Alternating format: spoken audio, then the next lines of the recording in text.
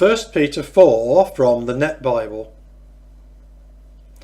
So, since Christ suffered in the flesh, you also arm yourselves with the same attitude, because the one who has suffered in the flesh has finished with sin, in that he spends the rest of his time on earth concerned about the will of God and not human desires.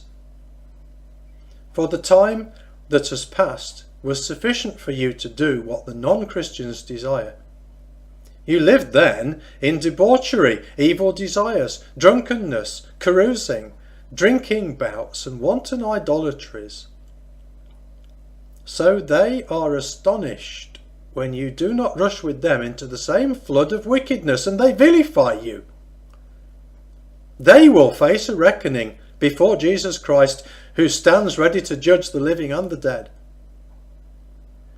Now it was for this very purpose that the gospel was preached to those who are now dead, so that though they were judged in the flesh by human standards, they may live spiritually by God's standards.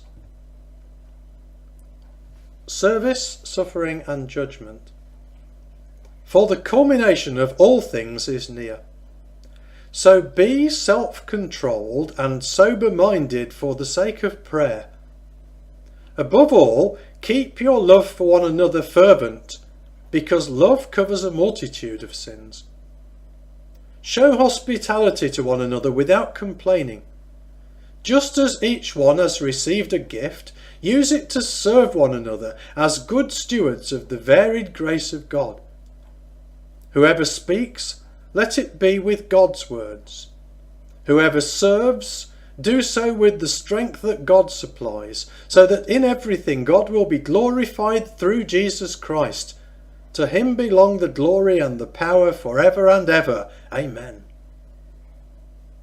Dear friends, do not be astonished that a trial by fire is occurring among you, as though something strange were happening to you. But rejoice in the degree that you have shared in the sufferings of Christ, so that when his glory is revealed, you may also rejoice and be glad.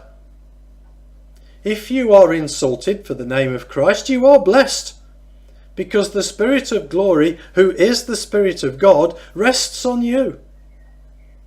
But let none of you suffer as a murderer or thief or criminal or as a troublemaker. But if you suffer as a Christian, do not be ashamed, but glorify God that you bear such a name. For it is time for judgment to begin, starting with the house of God. And if it starts with us, what will be the fate of those who are disobedient to the gospel of God? And if the righteous are barely saved, what will become of the ungodly and sinners?